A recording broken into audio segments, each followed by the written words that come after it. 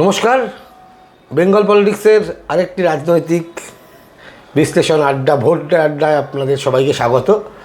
আমি রূপক, আমার সঙ্গে অভিষেক সেনগুপ্ত। অভিষেক, ভনিতা করব না, যে বিষয়টা নিয়ে আলোচনা করতে চাইছি এখন, এবং যেটা এই মুহূর্তে খুব বড় একটা আলোচনা বলবো না, একটা মানুষের উৎসাহের জায়গা। বিরোধীরা বলছে এবার শূন্য থেকে মহাশূন্যে, আর যাদের নিয়ে বলা হচ্ছে তারা বলছে যে কোনো চান্সই নেই। প্রথমে আমি ডিফার করবো তোর সঙ্গে। তুই বলছিস যে আলোচনা নয়, উৎসাহের ব্যাপার না, চর্চার বিষয় একদম। এবং আমি তোকে একটা কথা শুরুতেই বলে রাখি, সিপিএম ভেরি মাচ, আমি জানি একটু ইন্টারাপ্ট করবো দর্শকদের বা যারা দেখছেন, এই কথার যেহেতু আমরা চলতি কথায় আড্ডার মতো করে বলছি, আমরা সিপিএমই বলবো, এটার সঙ্গে কোনো উদ্দেশ্য নেই যে অশ্রদ্ধা করা বা কিছু। তো সিপিআইএমকে, সিপিআইএম আর যাই হোক না কেন, কোনো অবস্থায় এবারের ভোটে শূন্য থাকবে না, মিলিয়ে নিস। যদি হয় তাহলে কিন্তু আমাদের দর্শকরা কিন্তু কমেন্ট করবে যে আপনারা বলেছিলেন। দেখ কেন কেন কেন বলছি, এর পেছনে বেশ কিছু যুক্তি থাকে। কেন একজন বিশ্লেষক একটা পডকাস্টে বসে, আড্ডায় বসে এই দাবি করে যে না, সিপিএম ফিরছে ক্ষমতায় ফিরছে না, ফিরছে প্রাসঙ্গিকতায় ফিরছে। তার পেছনে কারণ হচ্ছে, দেখ 2016 সালের যদি জোটটা কংগ্রেসের সঙ্গে ঠিকঠাক যদি হতো, তাহলে সিপিএম 16 সালেই হয়তো ক্ষমতায় চলে আসতো। এই জোট না হওয়ার কারণে এই আক্ষেপ কিন্তু অনেকেরই রয়েছে। তন্ময় ভট্টাচার্যের সঙ্গে যখন আমরা কথা বলেছি, তুইও ছিলিস সেখানে, তন্ময় ভট্টাচার্যও বলেছেন বেশ কয়েকবার যে ওই আক্ষেপটা আজও পর্যন্ত আছে। ফলে 16 ধরলে 26, 10টা বছর পার হয়েছে। এই 10টা বছরের মধ্যে অন্তত 1, 2, 3, 4টে ভোট গেছে। এই 4টে ভোট, আমি বড় ভোটগুলোর কথা বললাম, 4টে ভোটের পার করে সিপিএম একটা জিনিস বুঝেছে যে প্রাসঙ্গিকতায় ফিরতে হলে শুধু তারুণ্য, শুধু অভিজ্ঞতা বা প্রবীণদের দাঁড় করিয়ে যেতে যায় না। তার জন্য দরকার একটা স্ট্র্যাটেজি, যার জন্য দরকার একটা সংগঠন, যে সংগঠনটা একটা সময় সিপিএমের প্রাণ ছিল, একটা সময় যে সংগঠন সিপিএমের স্ট্রেংথ ছিল, সেটা হারিয়ে গেছে, সেটাকে ফিরিয়ে নিয়ে আসা। 2 বছরের নিরিখ তুই ভাব, 2024-এর লোকসভা ভোটটা শেষ হলো, তারপর থেকে তুই সিপিএমের অ্যাক্টিভিটিস দেখ। এই যে আমরা কি করি, আমরা সাংবাদিকদের কাজটা কি, সাংবাদিকরা কিন্তু চলমান ঘটনাকে বর্ণনা করে, একদম ধারা বিবরণী দিই। তো আমরা সাংবাদিকরা আমাদের কেন আমরা ধারা বিবরণীটা দিই, তার কারণ হচ্ছে এটার মধ্যে দিয়েই বোঝা যায় ভবিষ্যতের বীজ কিন্তু এই বর্তমানে বপন করা একদম। 2024-এর ঠিক লোকসভা ভোটটা পার করলে নিরিখটা ভাব। আমি আজকেই সকালবেলা ভাবছিলাম যে 2024-এর, আচ্ছা 2021-এ মীনাক্ষী মুখার্জি নন্দীগ্রাম থেকে লড়লেন কাদের এগেনস্টে? একদিকে মমতা, অন্যদিকে শুভেন্দু। হ্যাঁ, ওই রকম একটা হাই প্রোফাইল জায়গা থেকে লড়ার পর 2024-এ ভোটে দাঁড়ালেন না কেন? উচিত তো ছিল তাকে আর একটু এক্সপিরিয়েন্স করানো। কি করলো সিপিএম? ভেবে দেখ। তার টেকনিক্যালি তুই যদি হিসেব করতে যাস, 21 থেকে কিন্তু ছকটা শুরু করা হয়েছে। কীরকম? মীনাক্ষীকে 24-এ চরকি দিয়ে ঘোরানো হলো, ঘুরিয়ে সমস্ত জায়গায় ভোটের প্রচারে পাঠানো হলো। কেন পাঠানো হলো? যে ফসল 2021-এ সিপিএম কেটেছে, সেই ফসলকে সব জায়গায় দাঁড় করিয়ে দেওয়া হলো এই অ্যাঙ্গেলে যে এটা কিন্তু আমার তৈরি প্রোডাক্ট, একে দেখে রাখো। আচ্ছা, যে কারণে মীনাক্ষী মুখার্জি সারা ভারতবর্ষের আলোচ্য বিষয়, বাংলাতে তো বটেই। এবং যে লজিকটা তো করছি, গত 2 বছরে এই মীনাক্ষী আন্দোলনগুলো ভাব, আনিস খানের জন্য ইনসাফ যাত্রা, আরজিকর কাণ্ডের জন্য রাত জাগা, বা ওই পুরো যতই লোকে যাই বলুক না কেন, এটা নিয়ে তো কোনো সন্দেহ নেই যে সিপিএম যদি ওই সময় না থাকতো, মীনাক্ষী মুখার্জি যদি ওইখানে যদি লিডটা না করতো, এবং আমার তোর মুখে শোনা ওই দিনের ঘটনাটা, তুই গিয়েছিলিস আলিমুদ্দিনে বুদ্ধবাবুর শেষ যাত্রা সাক্ষী থাকতে তুই গিয়েছিলিস, আমাকে ওখান থেকে ফোন করেছিলিস, তুই ফোন করে বলেছিলিস যে দেখ আমি এখানে দাঁড়িয়ে রয়েছি, আজকে দেখলাম মীনাক্ষী দলবল নিয়ে চলে গেল আরজিকরে। তখন বুঝিওনি ব্যাপারটা কতটা, একটা ঘটনা ঘটেছে, খুব মর্মান্তিক ঘটনা ঘটেছে, কিন্তু সেটা যে কতটা, তার মানেটা কি? তার মানে তুই সাংবাদিক হিসেবে ধারা বিবরণী দিয়েছিলিস সেদিন। একদম সেই ধারা বিবরণী। মীনাক্ষী কিন্তু বুদ্ধদেব ভট্টাচার্যের যে শেষ যাত্রা, এটা অর্গানাইজ করেছিল ডিওয়াইএফআই। সিপিএম এর বিভিন্ন অনুষ্ঠানে এরকম হয় যে এটা ডিওয়াইএফআই করবে, এটা এসএফআই করবে, এটা সিটু করবে। তো মীনাক্ষী কিন্তু একদম সঞ্চালিকার ভূমিকায়, এই যে আমাদের এখান থেকে বুদ্ধবাবু দেহ যাচ্ছে, আপনারা ওখান থেকে সরে দাঁড়ান, ওই নেতৃত্ব আছে, মীনাক্ষী করেছিল, অর্গানাইজ করেছিল। সেই মীনাক্ষী কিন্তু শেষ যাত্রা ঠিক আগে মানে মানে ওখানে তো দেহ দান করা হয়েছিল এনআরএস তার ঠিক আগে কিন্তু মীনাক্ষী ওখান থেকে চলে গেল, তুই আমাকে বলেছিলিস। এবং পরের দিন সকালবেলা সমস্ত খবরের কাগজে তাই দেখেছিলাম, তুই আমাকে যে ধারাবাহিক মনে দিয়েছিস আমি দেখেছিলাম দলিল হিসেবে বা দস্তাবেজ। এটা আমি স্বীকার করছি, এটা সাংবাদিক হিসেবে আমার মানে কি বলবো দূরদর্শিতা অভাব, মানে ব্যর্থতা আমার। মীনাক্ষী ব্যর্থতা নয়, ওটা মীনাক্ষী তুই কিন্তু সেদিনকে যেটা দেখেছিস আমাদের আমরা কি বলছি না, তো আঁখো দেখা হালি বলে আমিও অ্যাজ রিপোর্টার তো ফলো করে যেতে পারতাম, এটা কিন্তু ওর মীনাক্ষীরই কল ছিল যে আমরা ওখান থেকে ওখানে চলে যাবো। না সেটা ডিফারেন্ট ইস্যু, সেটা আমি ওই প্রসঙ্গে যাচ্ছি না, আমি এইটা তোকে বলতে হ্যাঁ একদম চলে গেল, আমি এইটা তোকে বলতে চাইছি মীনাক্ষী চলে গেল এবং ওই আন্দোলনকে মানে ওই নিয়ে গেল, ওই ঘটনাটাকে ওই রকম একটা বিস্ফোরণের জায়গায় নিয়ে চলে গেল। এটা কিন্তু মনে রাখতে হবে একদম একদম। এবং এটাও খেয়াল রাখতে হবে মানে স্বাধীনোত্তর বাংলায় মানে লোকে বলে একমাত্র মানে যারা সাক্ষী তো না, আমরা ইতিহাসের ধারা থেকে যেগুলো জানতে পারি আমরা, বাংলা বঙ্গভঙ্গ যে আন্দোলনটা হয়েছিল একদম রবীন্দ্রনাথ ঠাকুরের নেতৃত্বে 1905 সালে, তারপরে সারা বাংলা সর্বত্র এক ছাতার তলায় এসে দাঁড়ানো কোনো একটি পার্টিকুলার ইস্যুকে নিয়ে এই প্রথম একদম, তাই তো? তার মানে এই স্পার্কটা তুই যদি বলিস যে মাচিসকে একতিলি, সেটা মীনাক্ষী মুখার্জি সেদিকে মানে জ্বালিয়েছিল, কোনো সন্দেহ নেই। আচ্ছা, এখান থেকে তুই ভেবে দেখ তারপরে কি হলো, সিপিএম কিন্তু একের পর এক ছোট ছোট ছোট ছোট পকেটে কিন্তু আন্দোলন শুরু করে দিল এবং সেটাই আরেকটু বৃহত্তর হয়ে দেখা গেল বাংলা বাঁচাও যাত্রা। বাংলা বাঁচাও যাত্রাটা সিগনিফিকেন্ট দিক আছে যেটা নিয়ে উত্তরবঙ্গে যেখানে রীতিমতো একটা মানে হ্যাঁ সেখানে গ্রেপ্তার হয়েছিল মীনাক্ষী, ধ্রুব হয়েছিল, আরও কয়েকজন হয়েছিল সেই সময়। তুই একটা জিনিস খেয়াল করে রাখবি রূপক, যখন আমরা তো কোনো একটা ঘটনা ঘটে আমরা যেহেতু সাংবাদিক আমরা ঘটনা গভীরে ঢুকি বলে সেই কারণে আমরা সেই ঘটনার তাৎপর্য বুঝতে পারি। তুই যদি বাংলা বাঁচাও যাত্রা দেখিস, খোলা চোখে সিপিএম কি করেছে, উত্তর দক্ষিণে একটা যাত্রা করেছে, ফিনিশ। এর মধ্যে কি আছে? এর মধ্যে ভোটকে সামনে রেখে তো করবেই, রাজনৈতিক দল করতেই হয়, করবেই। তুই এটার গভীরে ঢোক, তাহলেই তুই দেখতে পাবি সিপিএম এর সমস্যাটা কোন জায়গায় ছিল। সমস্যাটা হচ্ছে নদীর এপার আর ওপার কিন্তু দীর্ঘদিন ধরে ভাগ হয়ে রয়েছে, অর্থাৎ মাঝে যে সেতুটা ছিল সেই সেতুটা বিপর্যয়ের কারণে হোক, দূরদর্শিতার কারণে হোক, নেতৃত্বের কারণে হোক ভেঙে গিয়েছিল। সেই সেতু নতুন করে সিপিএম কিন্তু, যাকে বাংলায় বা হিন্দিতে বলে ফের পুল বাঁধা হ্যায়, এই যে পুল বেঁধে ফেললো, ব্রিজ তৈরি করে ফেললো, এইটাই বাংলা বাঁচাও যাত্রাতে হয়েছে। বাংলা বাঁচাও যাত্রাতে পাড়া বৈঠক, লোক বলতে পারে যে পুরোনো দিনের একটা ফিরিয়ে নিয়ে আসা হয়েছে, এর মধ্যে কি আছে হ্যাঁ তা নয়। জনসংযোগে যে জায়গাটা, আমার নেতাকে আমি চিনি না, এই যে চিনিয়ে দেওয়া যে জায়গাটা, যে কাজটা আজকে যে নেতা যেখানে যেখানে দাঁড়িয়েছে সেই নেতা কিন্তু সেই না সেই জায়গার কিন্তু বাংলা বাঁচাও যাত্রার নেতৃত্বে ছিল। সেটা তুই মুর্শিদাবাদে জামিলদাকে বল, কি তুই মুস্তাফিজুর রানাকে বল, একদম হ্যাঁ, তো কিংবা তুই হাওড়ার বল, কি তুই নন্দীগ্রাম বল, বা তুই পূর্ব মেদিনীপুর, পশ্চিম মেদিনীপুর, যেখানে ইচ্ছে বল। তুই পাড়া বৈঠক বললি, এগুলো মানে পাড়া বৈঠক কি তো বলছে, মাদুর বৈঠক, খাটিয়া বৈঠকও হয়েছে, মানে হ্যাঁ যে ওই একটা গ্রামে যেরকম খাটিয়া, তুই মাইক্রো লেভেলে ঢুকে পড়েছিস।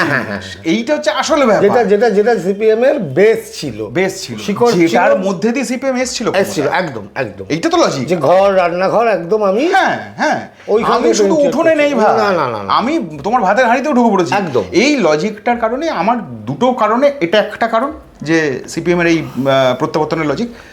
দ্বিতীয় লজিক যেটা আমার খুব স্ট্রংলি মনে হয়েছে, যে সিপিএম দেখ, অনেকেই বলছেন যে ক্ষয়িষ্ণু দল, বয়স্ক লোকেরা মাথায় বসে রয়েছে, তাদের না সরালে উন্নতি হবে না, ব্যাপারটা তা নয়, এরমভাবে হয় না ব্যাপারটা। তোকে দেখতে হয় তোর দাড়িপাল্লা সমান ওজনে আছে কি। একদম।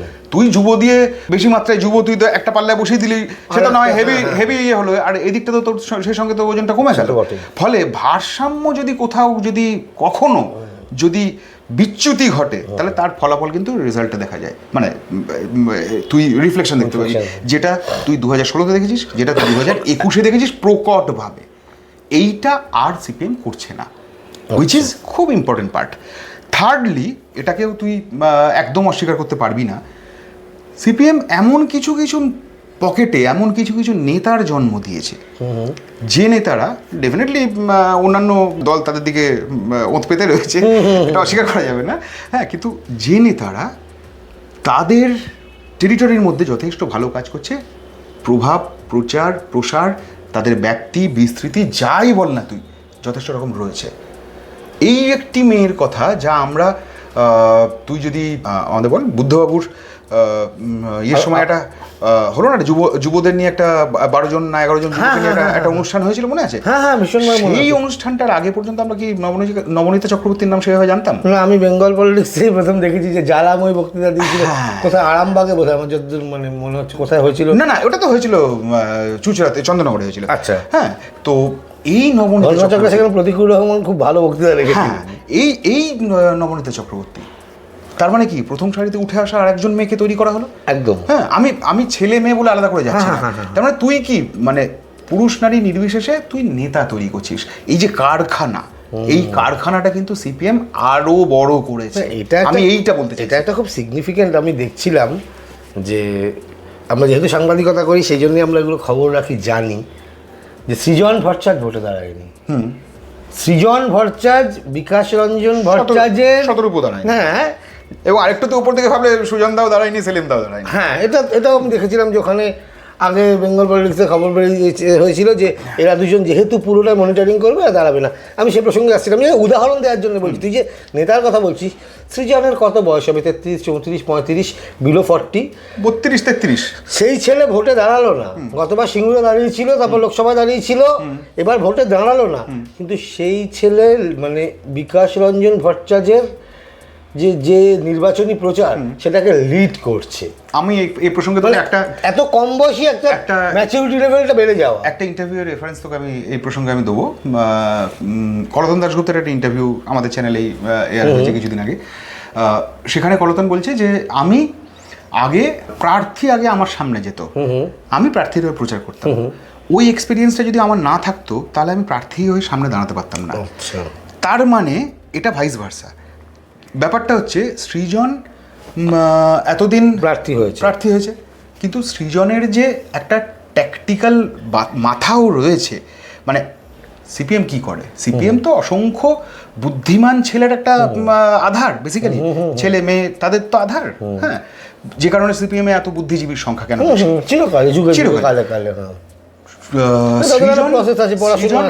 সৃজন ইলেকশনে দাঁড়ায়নি ঠিকই, কিন্তু সৃজন বিকাশ রঞ্জন ভট্টাচার্যকে জেতানোর জন্য যা মুভ নিচ্ছে না, অবাক হয়ে যাবি জানতে পারলে। যেমন কোথায় কখন প্রচার, কার সঙ্গে কখন বৈঠক, কোথায় গিয়ে কিভাবে কোন গান গাওয়া হবে, মাত্র 35 বছরের একটা ছেলে, আমি এটাই বলছি, কোন স্লোগানের উপর জোর দেওয়া হবে, মানুষের কাছে গিয়ে বলা কি হবে। এই যে হয়তো ওর কাছেও ইয়ে রয়েছে, ওকেও হয়তো দল থেকে বলে দেওয়া হচ্ছে যে এইগুলো করতে হবে, কিন্তু এটাকেই যে লিড করা, হ্যাঁ। এবং রূপক, নেতৃত্ব সামনে থেকে দেওয়া অনেক সহজ, নেতৃত্ব পেছন থেকে দেওয়া কিন্তু হেভি হার্ড টাস্ক। টিমটাকে খেলানো অনেক, এক্স্যাক্টলি, যে কারণে আমরা কোচকে এত গুরুত্ব দিই। একদম, হ্যাঁ, মানে যে কোচ মাঠে না নেমে টিমকে জেতায়, মানে এটা একটা অদ্ভুত রকম, মানে এটা একটা আলোচনার বিষয় হতে পারতো সৃজন, যে এটা অদ্ভুত। যা হয় কি, কোচ এক্সপিরিয়েন্স হয়, হ্যাঁ, তার প্লেয়াররা জুনিয়র হয়, কোচ বাইরে থেকে কিছু।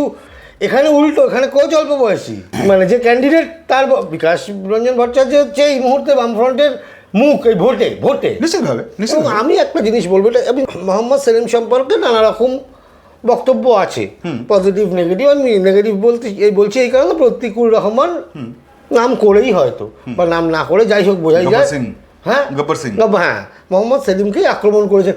একটা জায়গায় টপে থাকলে বা মমতা ব্যানার্জিকেই তো আক্রমণ করা হয়, অভিষেক ব্যানার্জিকেই তো আক্রমণ করা হয়, আবার ভালোও বলা হয়। মানে যারা যা বলবেন, টপকেই তো তুই বলবি যে একদম মাথায় বসে আছে। আমি মোদিকে বলা হয়। মোহাম্মদ সেলিম দায়িত্ব নেওয়ার পর থেকে সিপিএমে কি এমন ঘটলো যে আদৌ কি কিছু চেঞ্জ হলো? সেলিম দাকে একটা লজিকে কিন্তু ভীষণ সাপোর্ট তোকে করতে হবে এবং অ্যাপ্রিসিয়েট করতে হবে, আই মাস্ট সে।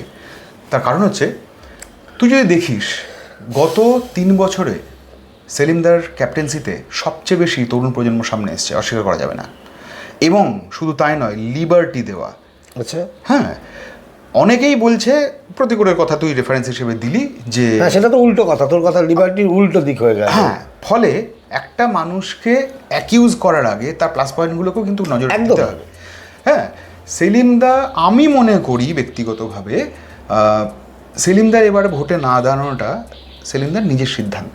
আচ্ছা, মানে তার আগে আমি একটু সংযোজন করে দিই, একটু পিছিয়ে যাই, মনে আছে হয়তো সেলিমদা কিন্তু মানে সর্বভারতীয় সম্পাদকের হওয়ারও প্রস্তাবও পেয়েছিলেন, সেটা কিন্তু উনি ছেড়ে দিয়েছে বাংলার ভোট সিপিএমের জন্য। হ্যাঁ, তো এবার এই লজিকটাতে এই যে সেলিমদা ভোটে দাঁড়ালেন না, দেখ সিপিএমের একটা লিখিত নিয়ম আছে, রাজ্য সম্পাদক হলে ভোটে দাঁড়াতে নেই, সেটা সবাই সে ধারা বজাবে। সেলিমদাই প্রথম লোক, সেটা ব্যতিক্রম হয়েছিল। আবার সেলিমদাই আরেকজন লোক যে আবার ওই জায়গাটাতে এসে দাঁড়ালেন, সেটা কি কারণে? আমার যেটা মনে হয়েছে, নানান সময় নানান লোকজনের সঙ্গে কথা বলে আমার যেটা মনে হয়েছে, তো সেলিমদা যে ভোটে দাঁড়ালেন না, তার পেছনে কারণটা হচ্ছে যে এই যে যুব মুখ যাদেরকে তিনি নিজে বেছে নিয়ে এসেছেন, সামনে এগিয়ে দিয়েছেন, মানুষের কাছে জনপ্রিয় করে তুলেছেন, যদি তাদেরকে সাপোর্ট দিতে হয় তাহলে নিজে ভোটে দাঁড়ালে হবে না। রানীনগর থেকে দাঁড়াতে পারতেন বা অন্য যে কোনো জায়গা থেকে দাঁড়াতে পারতেন, সেলিমদা তো দাঁড়ানোর জায়গার অভাব ছিল না, দাঁড়াননি। তার এইটাই কারণ যে তাহলে এই যে সামনে থেকে দাঁড়িয়ে তাদের ভরসা দেওয়া যে তোরা খেল, আমি আছি পেছনে, এই ব্যাপারটা কিন্তু হতো না, যে কারণে সেলিমদা দাঁড়ানো। এবং সুজনদার না দাঁড়ানোর পেছনেও আমার ধারণা এটাই একটা কারণ এই দুজন লোক কিন্তু এখন সিপিএমকে বেসিক্যালি মানে সবচেয়ে অ্যাক্টিভ লোক বলা যেতে পারে।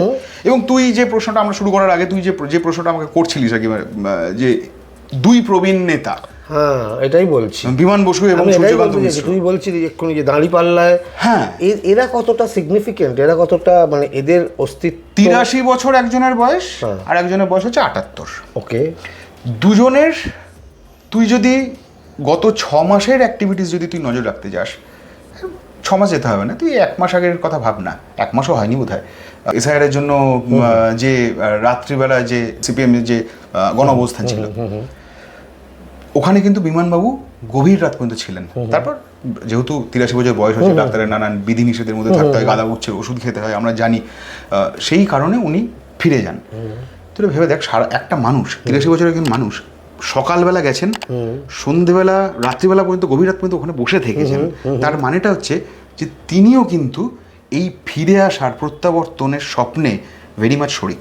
এবং সিপিএম এখন যে নতুন যে নতুন থিওরিটা শুরু করেছে, সেটাতে কিন্তু এই দুজন প্রবীণ মানুষকে সামনে রেখেই কিন্তু সেই ভোটের প্রচার বল, কর্মী সভা বল, মানুষের কাছে পৌঁছানো বল, সবটা কিন্তু এই দুজন প্রবীণ মানুষকে সামনে রেখে করা যায়। তার কারণটা হচ্ছে কেন এটা তো দুজন তরুণ নেতাকে সামনে রেখে করা যায়, কেন করা হলো না? এই দুজনকেই কেন সামনে আনা হলো? তার কারণ হচ্ছে যে এই দুটো মানুষ যদি কাউকে দাঁড়িয়ে বলেন ভোটটা এবার আমাদের দিও, একটা ভরসার অনেক বেশি জায়গা তৈরি হয়। দুজনেই তো মানে কমিউনিস্ট আন্দোলনের সঙ্গে একদম মানে ওতপ্রোত জীবনের সঙ্গে জড়িয়ে। হ্যাঁ, তো ফলে এদের কথায় মানুষ কিন্তু ভরসা করেন। এটা একটা লজিক হিসেবে রাখতে। এই যে আমি ফিরে আসার যে কারণগুলো বললাম, তার কারণের মধ্যে এইগুলোও একটা লজিক হিসেবে ডেফিনেটলি থাকবে। এবার আমায় বল, আমরা আলোচনার একটু শেষের দিকে চলে এসেছি, এই যে তুই বলছিস যে ডেফিনেটলি শূন্যতা কাটবে,